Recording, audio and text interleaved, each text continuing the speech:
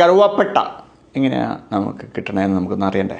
ആദ്യം ഈ കറുവാപ്പട്ട മരത്തിൻ്റെ ഉപരിതലത്തിലുള്ള തോല് ഇതുപോലെ ചെത്തിക്കളയും. ഇതുകൊണ്ട് എന്താ ഗുണമെന്ന് വെച്ചാൽ, ഒന്ന് വൃത്തിയില്ലാത്ത ഭാഗം പോവും, പോരാത്തതിന് അതിൻ്റെ ഒരു ചവർപ്പ് കറ അതല്പം കുറയുകയും ചെയ്യും. പിന്നെന്താ ചെയ്യുന്നത് വെച്ചാൽ, കൃത്യമായ അളവിൽ ഇതുപോലെ കത്തി വെച്ചിട്ട് വരയ്ക്കും. വട്ടത്തിൽ ഇതുപോലെ പലവരി വരച്ചിട്ട് അടയാളപ്പെടുത്തും. എന്നിട്ട് ആ ഭാഗം ഇതുപോലെ അങ്ങ് ചീന്തിയെടുക്കും. ഇതിങ്ങനെ ചീന്തിയെടുക്കുന്ന സമയത്ത് ആ പരിസരത്തെങ്ങാനും ചെന്നാലുണ്ടല്ലോ, അവിടെ മൊത്തം കറുവാപ്പട്ടമയമായിരിക്കും. എങ്ങ് നോക്കിയാലും കറുവാപ്പട്ടയുടെ ഗന്ധം. അത് കുറെ ദൂരത്തേക്ക് വരെ ഈ സ്മെല്ലുണ്ടാവും. ഇങ്ങനെ തോല് പൊളിച്ചാൽ ഈ മരം പിന്നെ ഉണ്ടാവുമോ എന്ന് നമുക്ക് തോന്നാം. ശരിയാണ്, മരം ഉണ്ടാവില്ല. പക്ഷേ ഇതിന് വെട്ടിയാലും പിന്നെ വളർന്നു വരാനുള്ള കപ്പാസിറ്റി ഇതിനുണ്ട്. അതുകൊണ്ട് ഒരടി ഉയരത്തിലായിരിക്കും ഈ മരത്തിനെ വെട്ടിയിട്ടുണ്ടാവുക. പിന്നെന്താ ഉണ്ടാവുക വെച്ചാൽ, പുതിയ മരം 5 കൊല്ലം കൊണ്ട് വളർന്ന് പഴയ അവസ്ഥയിലെത്തും. അതായത് കറുവാപ്പട്ട കൃഷി ചെയ്യാൻ തുടങ്ങിയ ഇതുപോലെ വീണ്ടും വീണ്ടും വീണ്ടും കറുവാപ്പട്ട മരങ്ങൾ ഇങ്ങനെ ഉണ്ടാക്കി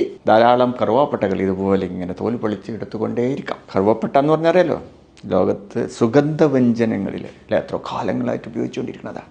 നമ്മുടെ ബിരിയാണിയിൽ കറുവാപ്പട്ട ഇല്ലെങ്കിൽ എന്തായിരിക്കും അവസ്ഥ എന്നാലോചിച്ച് നോക്ക്.